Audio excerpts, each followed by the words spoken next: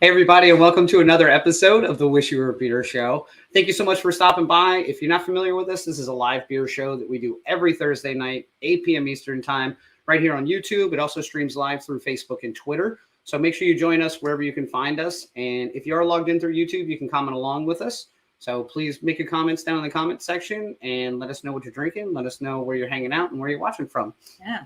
And for those of you who have watched multiple times, you may notice that it's just Daniel and I. True. Usually our co-host Phil is here, and he runs all of the just graphics and videos and all that sort of stuff. And I'd like to point out that we started on time. Sometimes that doesn't happen. Andrew's just here on time. He expects a bonus. He's not excited for you. It's for me, obviously. I expect a bonus. No, but Phil had a work obligation this evening, so you do just get me and Tiffany here for a little bit, but we do have a guest on the show from the brewery tonight, which is always exciting. So make sure you stick around for a few minutes and check that out. As we mentioned last week, we are going to be trying out some kind of different things here on the show.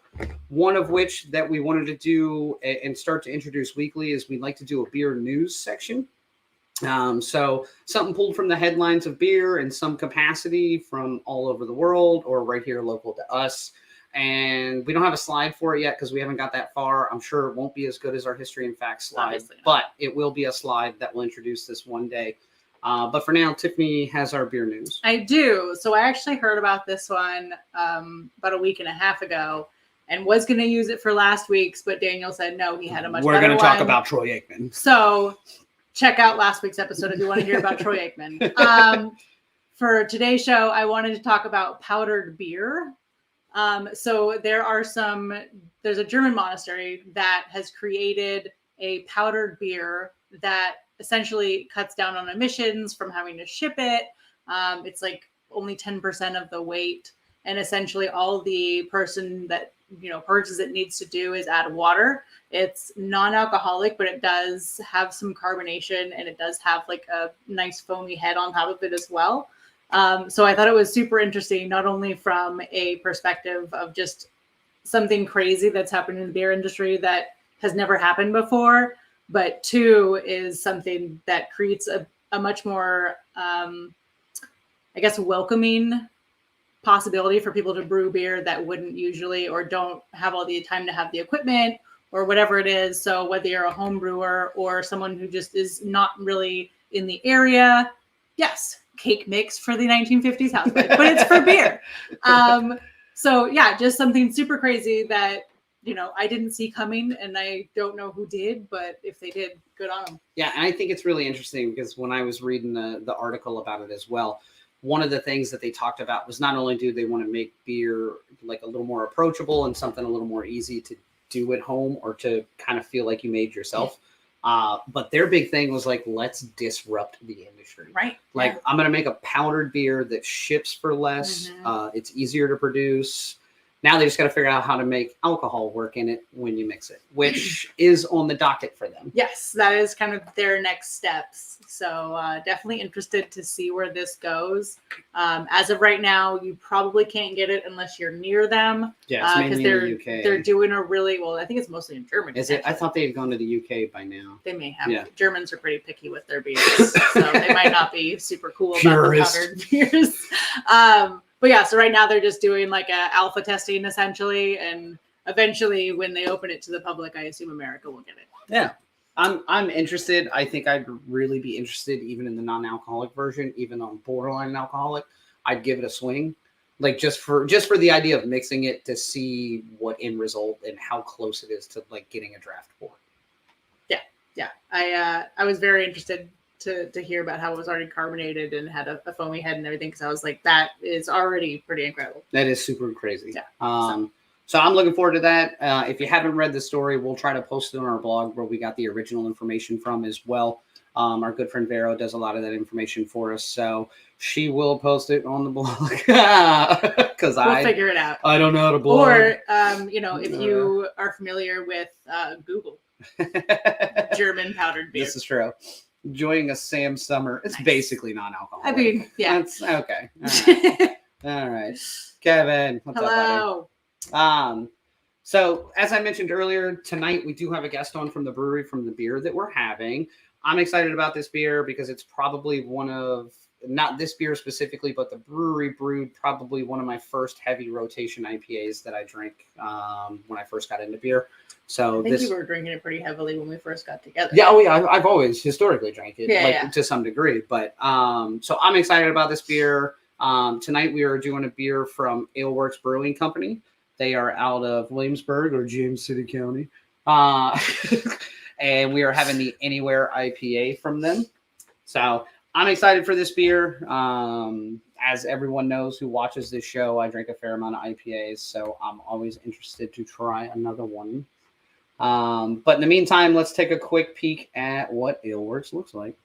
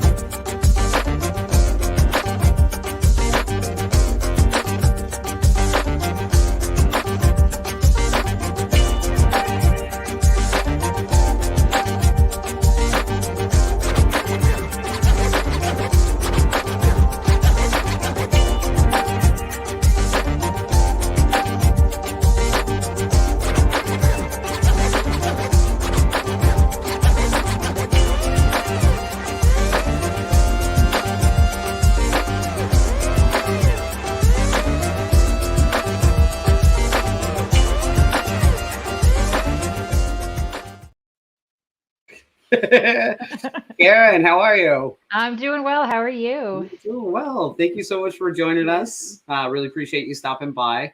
Absolutely. So, Karen, what do you do for Alewerks? So I'm the sales director, national accounts manager for Alewerks. So kind of a double title. But basically, me and the sales team are responsible for all Alewerks liquid that sells off campus.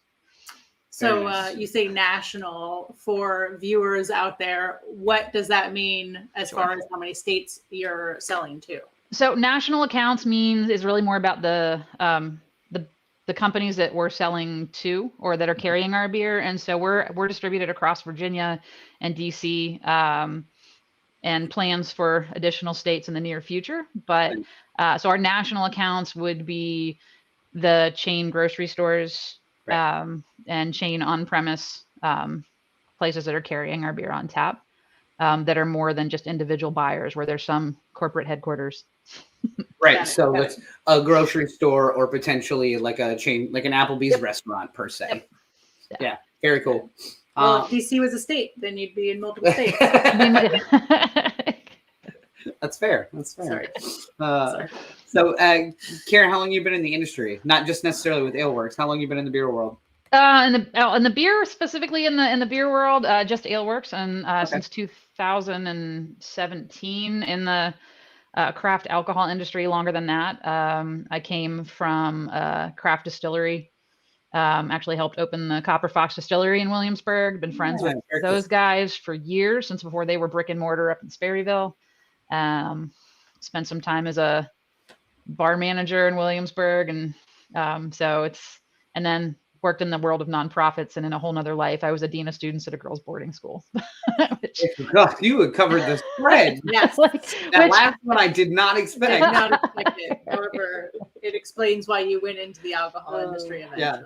Yes, and a lot of those girls that are growing up now and starting families of their own, yes, they are fully understanding of of my love of alcohol. Yeah, fair enough. Fair enough.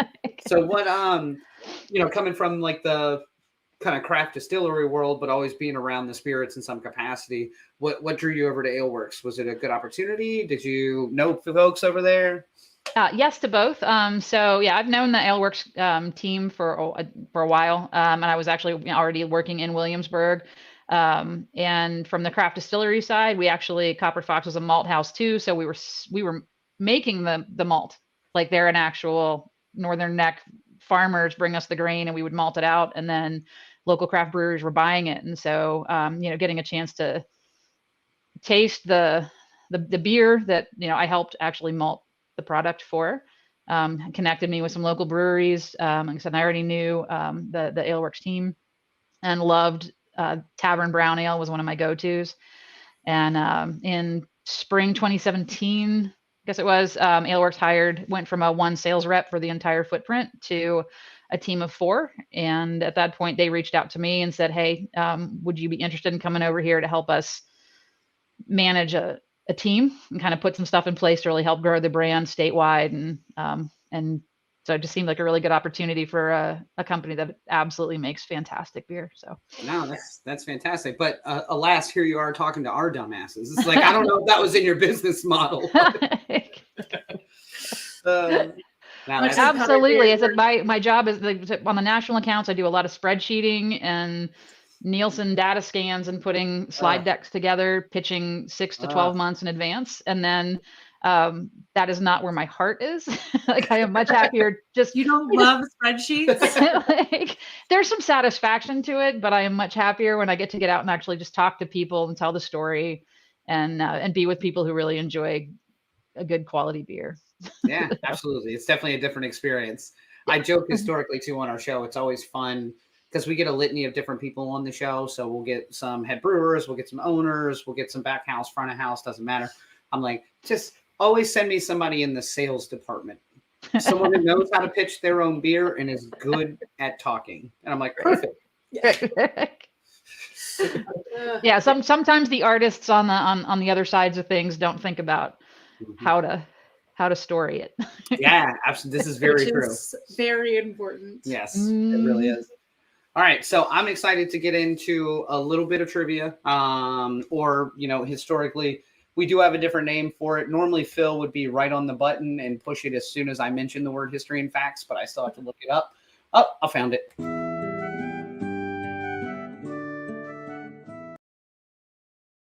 All right, so if you're not familiar with the show, this is the portion where we're going to go through a little bit of trivia, or as we call it, history and facts. Sometimes it's about the brewery specifically. Sometimes it's about the beer. Occasionally it's about the styles. Sometimes it's about whatever I wanted to put in there.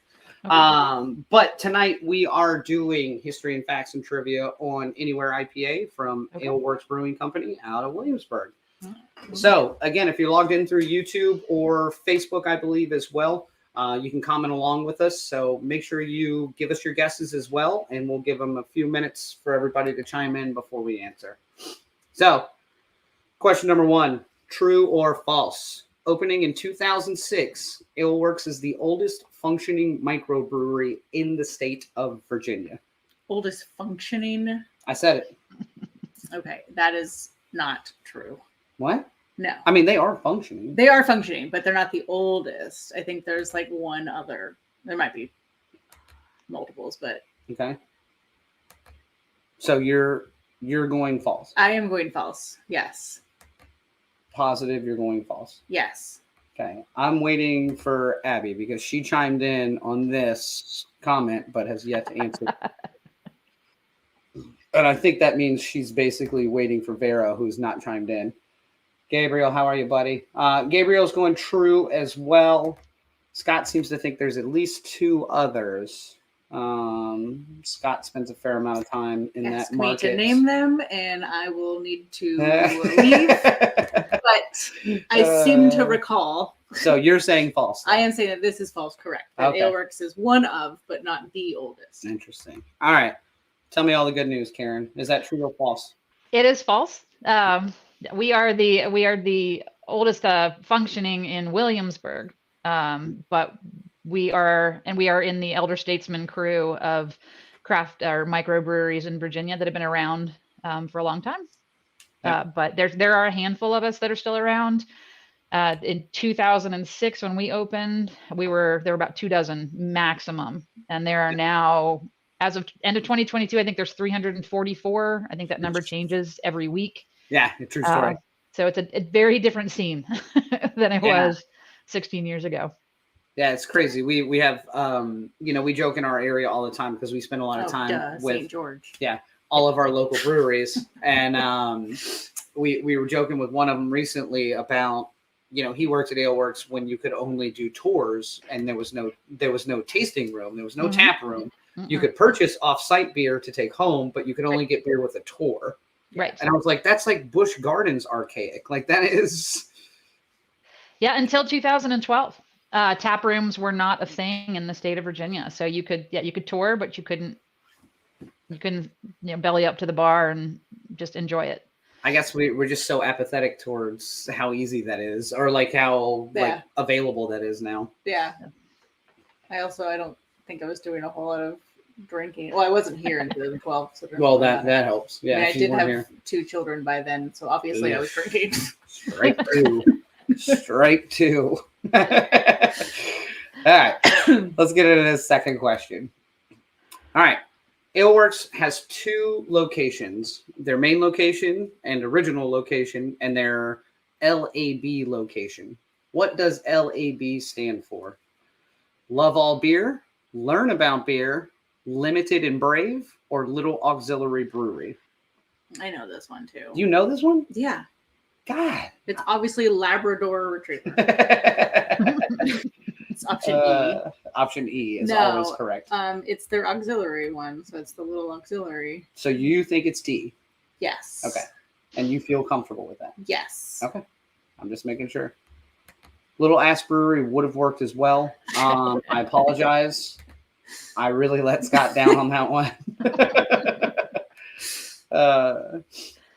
So, I mean, most folks, if you're familiar with them at all or somewhat in the area, should know the answer to this question. But I did want to talk a little bit more about it in general, though. So, Karen, obviously, it's the little auxiliary brewery, right? Correct. All of the above could apply, but yes. But the little auxiliary brewery was opened in 2017, in the fall of 2017, over in the Premium Outlet Mall, and it's right across the road and the railroad tracks from our main brewery and main production space.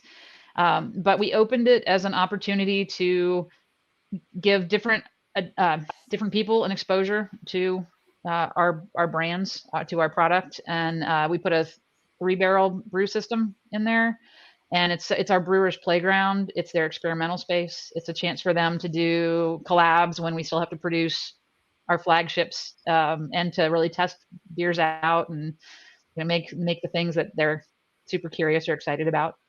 Yeah, and I think it's interesting with y'all's brand as well to have an experimental space, because I think with y'all's brand, sometimes it gets in the local market. I think sometimes it gets kind of streamlined to, like you said, that Tavern Brown Ale, that Superb IPA, very specific labeling, very specific brand.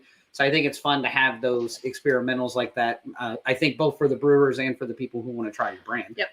Yeah. Oh, absolutely. I mean, our brewers, at their heart, we are a brewer-driven brewery. So very much what they're doing is it's not me going to them and saying, I need this beer because this is what the market wants. It's about what they're excited about and what they're interested in. And so the hops that they can get their hands on, small batch experimental, they want to play with flavors.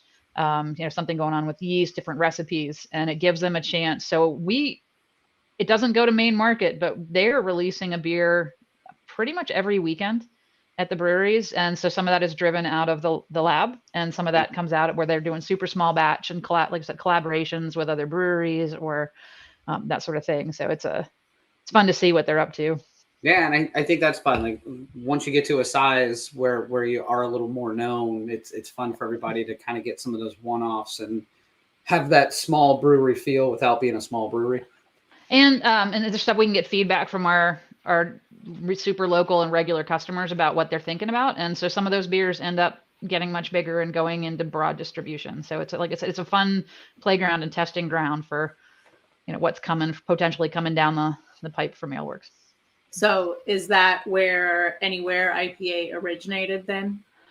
They would have done a test batch there. That actually has a much more deliberate kind of creation story that was a long time looking at our portfolio and what was the next opportunity and where did we have an opportunity to add something. You had the opportunity anywhere, and I think you anywhere. Anywhere. See what I did there? Yeah. Is that a trivia question? What? Oh. No, it's not a trivia question, but we might be able to talk about it when we get to the beer. Right. Which, speaking of which, That was 2 questions. that's 2 questions out of 4 questions, which again means we finally get to crack this beer. And we always like to crack the beer about halfway through these trivia questions so we can have a chance to get a full round taste profile of it before we just give you a guttural, like, knee-jerk reaction. Yep. So tonight we're drinking Anywhere IPA from Alewerks Brewing out of Williamsburg. And as always, if you've seen the show, I'm going to let Tiffany pour the beer because she's way better at it than I am. And this is the time where I'm going to spill it every 100%. Thank you for that. So as Tiffany's pouring that beer, I'm going to bring the next trivia slide in and see what everybody thinks. So in 2020, during the pandemic, Alewerks expanded their brewing capacity to how many barrels annually? 4,000, 6,000, 8,000, or 10,000? And this one's kind of a little bit of some, obviously pure guesswork unless you did some research on this, because really, if you're not familiar with the brewery, it could be any one of these. So I'm going to let Tiffany verbally pontificate on it first. Yeah. So much like some of our other questions that we have done in the past, where it's like, this brewery won how many gold medals? And then you have like 1, 3, 5, and like 10. And it's like, if it was the one, like, it's kind of like rubbing it in their face that they could have maybe won 10. So I kind of want to use the same logic on this question and say that it's 10,000, because it's like, that would be very impressive. Okay. Because that is a huge expansion. So I would like it to be D. Scott's going all in on D. Yeah, he is. But other than that, we're all over the place. A couple of C's, a couple of B's. Kevin says, I helped and I don't even know. Thank you, Kevin, for chiming in. Abby would like Scott to know that C works just the same. Not quite the same. Not quite the same. I love it. So obviously, since I put this together, I know the answer. But Karen, tell us about the expansion, how many barrels you went to, and kind of some of the story on that. Yeah, so the answer is D. And the pandemic obviously was a terrifying and stressful time for everyone. And I mean, I literally, the day that Virginia shut down, in the morning was on a golf course doing an event. As I was getting texts from my rep saying, like, my event was canceled. And by the time, I got everything broken down, I was off the course. We're done. Restaurants are closed almost. I mean, things just shut down so incredibly quickly. And so it was about reinventing the business model on the fly. And we were just really in a fortunate position. We had just taken over the space in the front half of the building where our existing brewery was. And so COVID pandemic shutdown meant that we had hands and time to knock down walls and double the space for our production facility.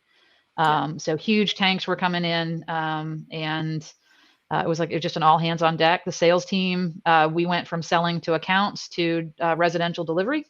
Yep. So did an online store, and we delivered. I think we had the biggest footprint for delivery in the state. Sure. We were delivering all the way out to Charlottesville, Virginia Beach, like oceanfront, down to the North Carolina line, and then up into the northern neck, up into Deltaville. On a Charlottesville and Deltaville were like a once a week. Everything else was daily. Yep. Yeah. Tap room staff did local Williamsburg deliveries. I mean, we didn't furlough. Like, I think the 2 people that were furloughed by choice. And so we were just fully operational. And we had purchased our own canning line a few weeks before the shutdown. Yeah. So no more, mobile canning contracted stuff. So we were able to really pivot to that. Distributor partners were fantastic about bringing in those limited releases and, quantities that made sense into their footprints, and just, keep the lights on and keep the beer flowing. Yeah. And yep, there in a bat. Yep. Hi, Kevin. Yeah, absolutely. A mad serious upgraded bottling line. So speed and efficiency on that. Within a year, we bought a larger canning line, and we just in the last 6 months, I think it is now, we have our 3rd canning line since COVID in terms of upgrading and upsizing our canning capacity as the markets have shifted. and it is no longer, craft is no longer all about being in the long neck bottle. So Yeah, true story. yeah. Now, So I think technically we have, if every drop of beer that started like in the brew cycle went into bottles, cans, and kegs, I think the capacity is over 12,000 barrels, but 10,000 plus is an honest, knowing there's a little bit of waste along the way. knowing there's a lot of low fills that go home with the production team, I'm onto your games. 2,000 barrels worth though? No. I was really thirsty. Now that's great though. And now, what do you remember? What the actual capacity was prior to the upgrade? Off the top of my head, I don't. I know that it was a relief that we were upgrading for the sales team because we were at the ceiling. Like we were trying to figure out how to sell more beer without being able to make more barrels of beer. Oh, good God. And so it was a little bit of a thumb wrestling match on a regular basis between the tap room and the outside salespeople about who got. We would pull kegs from the tap room to go to accounts, and so having that extra that doubled capacity meant everybody gets what they want. What a perfect world, right? Silver lining of that terrible dark days of the pandemic. Well, true story. All right, we got one more trivia question left for you. All right, true or false? Anywhere IPA is a year-round offering from Alewerks. Oh, I know this one. I will wait. And I'm sure there's going to be a couple of people who are locals or regulars that probably know the answer to this as well. But just in case. Just in case. Because it's a 50-50 shot. These are my favorite type of question. How do you think I even graduated high school? A lot Multiple of just choice, marking 50-50. All D. Nope. On Scantron, C was the one that you should mark.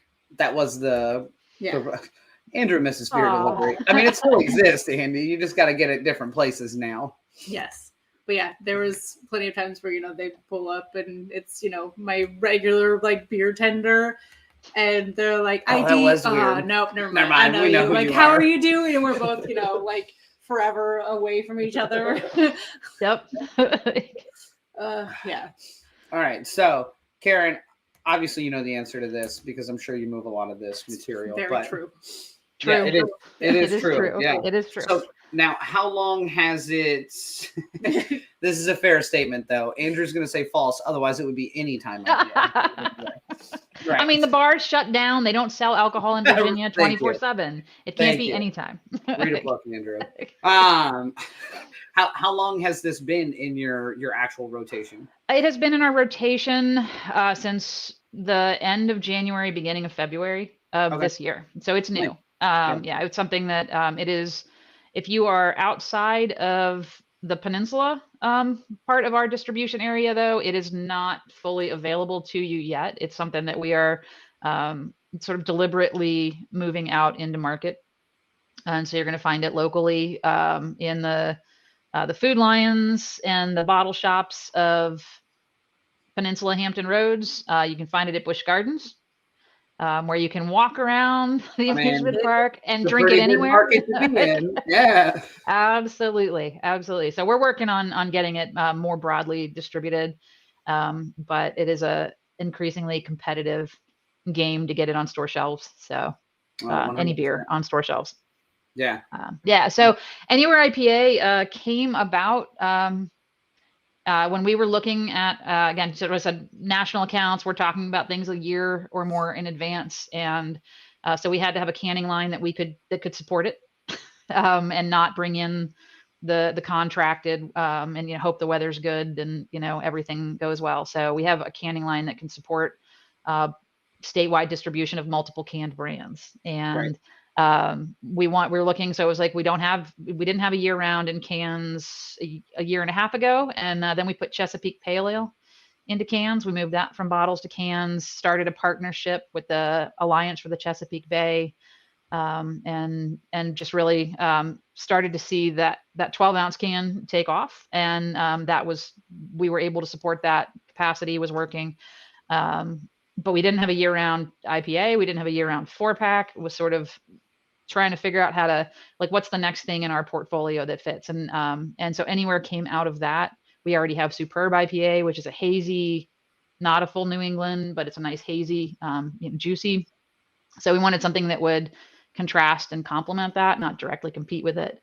And so our brewers went to work, came up with the Anywhere IPA recipe, and we wanted it to be something that's available, like that is truly accessible to a broad style of drinker, not your like full on IBU hophead, but that definitely appeals to the IPA drinker as well. 7.5%, so you can drink it and enjoy it anywhere. And it's in cans, so it can go to pools, it can go to beaches, it can boats, rooftop bars, funerals. Funerals, I mean, anywhere. No, wait, oh no, wait, no. So it was sort of, so that the name came out because we really wanted to be something you could enjoy anywhere. If you're on the beach, that's got some flavors it will, talk about in a few minutes, that really hit sort of for that beach feel. But then if you're, throwing your backpack on and heading up into the mountains, it's got some qualities that really hit for that too. Yeah, and I think you kind of you led into talking about the beer already, and you hit on something I thought was important. Superb IPA obviously is what I was talking about earlier. That was kind of my go-to and heavy rotation for a long period of time in this area. And now that I've had this one, I think it's interesting that you hit that you don't have two competing beers in the same market, because you really can. I feel like you could drink this one anywhere, versus a Superb IPA. Even for myself, for somebody who likes that, I'm not necessarily taking that one to the beach. I'm not necessarily like, that's a little more specific of a beer for me. Right. But yeah, let's talk about this beer, and let's talk about some of the tasting notes in it, because I get different things from it probably than Tiffany's going to get from it. But tell me what I should get from it, Karen. Oh, I want to know what you're getting from it. I don't want to tell you what to taste. Like, And for you, madam.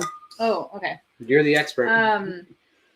So it's definitely a mellow West Coast, in the sense that it's made on the East Coast, though. No, in the sense that it's not overly hoppy. It's just like a clean IPA. That's why I say mellow West Coast, because I think if you just say like a standard IPA, people don't really understand that it could just be a regular one instead of being specifically West Coast or specifically New England or hazy. So I would consider it a mellow West Coast or just a very standard IPA. It's definitely got citrus notes, and it's got a slight piney, like that hop bitterness that kind of hits you in the back middle part of your tongue. I can keep going, or we can. No, I'm waiting. Yeah, please do. But no, I think this is, again, it's a really well balanced. Obviously, the brewers took time to find the right mixture of malt and hops to this. And it, like I said, it's a really clean. It's pretty. Fair. It is definitely a pretty beer. I did notice that when you poured it as well. From a clarity standpoint, it's got great color to it. You can't see through it like a lager, but at the same time, it's not hazy like in New England. It's not. Yeah, it's kind of nice and in between. I do get a little bit of grapefruit out of this, which is weird because that's not a flavor profile I normally pick up on very well for some reason. Yeah. I think because when I used to get punished as a kid, I would be put in a corner and they would throw grapefruits at me. So from just block that out. Yeah, from a trauma standpoint, I don't even see grapefruits anymore. But no, but I do get a fair amount of grapefruit on this, which I like, because it's not a flavor profile I normally get to experience or pick up on very much. But other than that, as someone who drinks a lot of hazies, I'm kind of happy that it's not a true hazy. Yeah, it's not even close, which is good. Yeah. No, yeah, and you guys, I said I like to, if you hadn't already tried it, I might tell you what the intent and that's sort of the tasting notes. But since you'd already sipped it, and so I wanted to hear from you guys. But yeah, it's got a touch of mango, so you're gonna get a little bit of those notes. The citrus, yep, there's absolutely. You're gonna for me, a little bit of orange and grapefruit, absolutely are in there. And then it's got some. There's a slightly softer, like you were saying, it's like a nice soft West Coast kind of, or sort of a gentle one. It's got the a little bit of caramel malt that I think gives it that the color, and just makes it a really beautiful beer. But it's also kind of softens and rounds out that body and mouthfeel. So it everything, the flavor, it's a beautiful flow of flavors and kind of sensory experience. Yeah. And it's exactly what our brewers wanted, was something that contrasts with Superb. And leaning into a little bit more of a traditional or a West Coast, but not doing that super piney resinous hints of that. Which is, I feel like it's kind of falling out of favor at this point. Speak for yourself. Like the hop wars that were, 10 years ago now, probably. So am I aging myself? Was it really that long ago? Yeah, you're that old. Okay. So it was a while ago, not yesterday. But yeah, like the hop wars have kind of, in my personal opinion, have subsided. There's definitely still some breweries that are doing it, but I think they've gotten the opposite, and now it's the New England IPAs and the hazies that kind of are just like still just everywhere. Yeah, and sometimes it doesn't taste like a beer; it tastes like a glass of orange juice or grapefruit juice. And don't get me wrong, sometimes okay, sometimes, but not every time. Right? Not every time. And I think that's something that again, for our guys, like our brewers, it's about what they're excited about or interested about. What do they want to drink when they're done brewing beer and go into the tap room? And they don't always want a hazy. A lot of times they want, they want a Pilsner, they want a lager, but they also want just a traditional IPA that, that's clean. So it's about what they wanted to drink. And so that's Anywhere IPA. I dig it. Now I dig it. Also, Pilsners are my jam. No, I've seen this show. Let everyone know. All right, so Karen, before we let you go tonight, is there anything coming up through Alewerks? Any big news? Any big events? What's going on at the brewery? Plug away. All right. Well, first, I'm going to give a big save the date for September 23rd. That's our birthday party, our anniversary party. So that is Jubilee. And so this will be, we opened in 2006. So this will be our 17th? Am I doing math right? Oh, you're preaching in the wrong choir. I drink beer. I was like, so it's our anniversary party. So Jubilee. And so we'll do, it'll be, I would expect, typically what we do for those, live music all day, food trucks, and a whole lot of limited and small batch beers, and it's just a really good time to come out and, celebrate craft beer. And that's summer equinox. That's the longest day of the year. Oh, September? September 23rd. September 23rd. Yep. Yeah. So, yeah. I know that because I was looking at that date for our wedding, but it was booked. You are rich, is all it is. And I said which, just in case something glitched. Right. I don't want that internet to blow up on that right there. Good Lord. And one thing I thought was interesting, Karen, that has nothing to do with Alewerks, but more with you as a person. You have a huge amount of animals in a farm. Am I incorrect? Not totally incorrect though. So I would say another silver lining of the pandemic, when everything went remote work, we moved out of Williamsburg, and bought a farm in Southwest Virginia. So I'm in the Virginia Highlands, way past Roanoke, closer to Bristol than I am to Roanoke. And, so we have, donkey and goats and chickens. And then we have right now there's 12 head of cattle. Nice. On one of the fields. So slowly adding more stuff. The cows are not ours. We lease the land to a local farmer and work it all out in trade. So we are super local, super fresh. Yeah, I dig that. Yeah, coming right off our land. You said 12 heads of cattle. Did you purchase just the head, or were they severed after? Again, I'm not a farmer. Just drop the heads. No, there's it's beef cattle up there, and it's mostly steers that'll be heading off to market soon. Yeah. So and eventually we'll have cattle of our own, and either more goats or sheep or something. So we'll be kind of adding more into that as time allows. What is the first so for example, if you're buying cows, like you're either going to produce milk and or meat as like an exchange thing or sell. What is the first thing that you either started selling or want to sell from your homestead? Oh man. So the things that we sell now is actually out of the gardens. So we aren't doing anything with the meats, but like I said, we lease the land to a local farmer. So the beef cattle that are on our property will go to market, and then they will sell at a local farm market. Mm-hmm. And they have pigs on their farm. So we actually get all of our pork stuff from them. Very cool. So yeah, we sell, so it's the tomatoes and zucchini and other squash, is stuff we're selling. We make walnut syrup, black walnut syrup. So it's like maple syrup, but better. So we tap the trees and we tap the trees and do all that stuff. I mean, there's just, it's a lot, on 75 acres that it's just a great big playground of food and flavor. Yeah, for sure. I love that. I love that. Yeah. Well, listen, Karen, we're going to let you go. We're not going to hold you up too much longer because apparently you got to go cut I said my partner in crime is headed out to put everybody to bed. But now we're going to move on to where we rate the beer, which, as we talked about earlier, I'm sure every brewery hates. So we're going to cut you loose. But thank you so much for stopping by. Honestly, we really appreciate it. Alewerks is not terribly far from us. We've been there a billion times, and a lot of people we know in the area have been there a billion times as well, it's fantastic to have you all on the show. Really appreciate the opportunity. Thank you guys. And I look forward to doing this again with some more of our beers. Yeah, absolutely. Cheers, Karen. Thank you. It's every time we have a guest on the show, I'm always like, oh yeah, this is why we do the show, so that we can talk to people about beer. Right. It is always nice. And it's always nice to like say what I think about the beer and then find out more that I missed. Oh yeah. Like even, I mean, I've been drinking beer for a few days. Couple of weeks. And it's always like, oh yeah, like you said grapefruit, and I was like, oh yeah, duh. And then it just mentioned like mango and orange, and I was like, okay.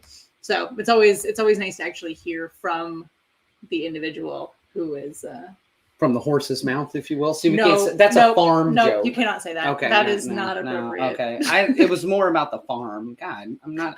Somebody's gonna mash that up with where I called you a witch, put some music behind it, and I'm gonna be just ripped apart by the internet anymore. Oh, I couldn't run for president a long time. Let's review this beer.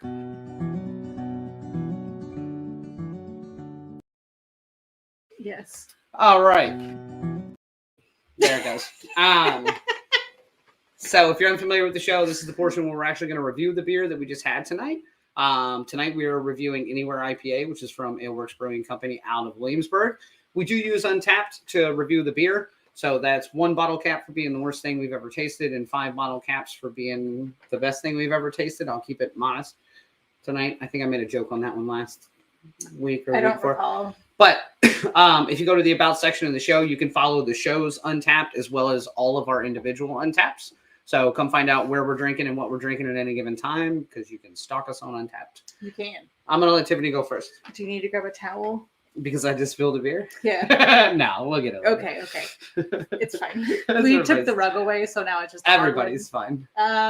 Okay, so as I mentioned, this is a mellow West Coast. It is a extremely approachable IPA in the sense that it's well balanced. It's not too bitter or too like kick you in the face, piney hops, which I guess could also be bitter. But anyway. Point proven. It doesn't exist on this beer. I again really like it. I can't, not that I'm like looking for something wrong with it, but I can't find something that like is steering me I'm away. okay with that. Yeah. So I'm gonna give it a 4.5. Like out of like standard IPA or like that mellow kind of West Coast category, like this is a great beer. I will be purchasing more of this. Okay. I do recall having this in Busch Gardens, and as a walking beer, it is delicious. And at 7.5, you had 3 of them, and I don't think you walked home. I did not walk home. I'm just kidding. I did not drive home either. No, so 4.5 is a great score, and I'm right on board with you. I don't know if I'm quite at the 4.5 range. As an IPA, from an IPA standpoint, I'd like it to have a little more punch. Yeah, I'm not necessarily holding that against the beer. You need that bitterness in your life. Yeah, which is why we're together. True story. No, but I really like the flavor. It is extremely smooth. It's a really pretty beer. Mm-hmm. I would have liked a little more on the hop end because I think you could have still had some more on it without it being overpowering or punch you in the face and still been extremely approachable. All things being equal. Still a solid 4 for me. I'll drink this beer anywhere, anytime. See what I did there? No, it's a really great beer. I do think this is a more approachable IPA and something that people that maybe aren't as familiar with it would drink and try and not be scared of the style, which is great. Yep. So overall, that is a 4.25. We'll split the difference because Phil is normally here to level us out, which is a great score. Again, fantastic beer. If/when it comes to your market, please make sure that you find it, check it out. And if you're local in the area, swing by Alewerks. They've been around forever. If you haven't been there and you're in this area, shame on you. If you're coming through the Williamsburg area, which is a big touristy area in general, make sure you give them a stop if you're going to be in Williamsburg to begin with. And while you're at it, check out all the other breweries in the area. There's a ton of breweries in that area and in our area in general, which is really great. Yeah. We've been lucky in that capacity. Yeah. All right, so we're running a little bit long, but we are going to breeze through one thing really quick. Yes. So as promised, yes, we will be having new bits periodically pop up in the show. So last week we introduced beer news. So we continue that this time. And now we're going to do something new. What is it? Wow. Tell them what they've learned, Daniel. This is the worst setup ever. I think it was all right. So Andrew actually gave us this suggestion, and it's similar to that's your bonus. Something we wish was beer, like we've done in the past. But instead of being so specific of what we wish was beer, we're actually going to do a half empty or half full. So basically take something that you're either really excited about and you really enjoy and that glass is half empty, or something that you're really tired of and something that you could do without for the rest of your life. That's probably pretty popular right now because you're a glass half full person. Me? No, I'm just per se. Would you like to go first? Yeah, I'll go first. I'm half empty on summer. All I hear about from everybody is how exciting summer is. And, oh, my God, I'm so glad summer is here. And I just, it's been so cold for so long. As someone who historically sweats their ass off all year round, summer is miserable. I am so excited about summer. Awful. I go outside and everybody's casually hanging out and drinking and relaxing. I look like I just got done doing Robin Williams, like, full hour-long comedy set. Like, I'm wet from head to toe. For no goddamn reason. Old specific. Yes, that's what came to mind. But so I'm glass half full on summer. Glass half empty. Glass half empty on summer. It's great. It's fantastic. I love the longer days, so to speak, but I could do without the heat. Oh, God, I'm so excited to be out in the paddleboard again. The water's still a little bit too cold. There you go. Well, I guess we just heard you're half full. I mean, technically, if we're doing the same story, yes. We're not doing the same story. Pick something different. Oh, I am actually glass half empty / fully empty, and I'm really sad. So in order to save some money, apparently when we purchased this, which sounds ridiculous now that it's happening, we only bought one can for us to share of this beer. Because we were buying singles and we had to ship it to Vero and to Phil. And so anyway, we only bought 3 of them, and I now am beerless, and I'm really upset about it. So you're gonna live. I had something else, but I think that one was better. I think that works. I think that works. And good news, Karen's still lurking, which means she gets to give us her half empty or half full as well. I'll say, glass soon to be half full for you is you can run down to the brewery or pop over to Early Birds and get more of that. True story. Where you can grab your Anywhere. I think I would say my glass half full is for all the insanity and the craziness that we're seeing in the world. It's amazing to me to see the continued increased support for local small businesses. And I think it's a time where easily people could say, no, I'm gonna go where I can pinch my pennies the tightest. And I think there's just such a phenomenal support of hometown and local. And I'm seeing that, I see that out here on the Western side. I see that everywhere I go. I see that in other states when I'm traveling for work or for pleasure. And I think for me, that's a glass half full, that we actually are for all the craziness, taking care of each other and thinking about our own communities, taking care of our neighbors in ways that I don't think were happening a few years ago.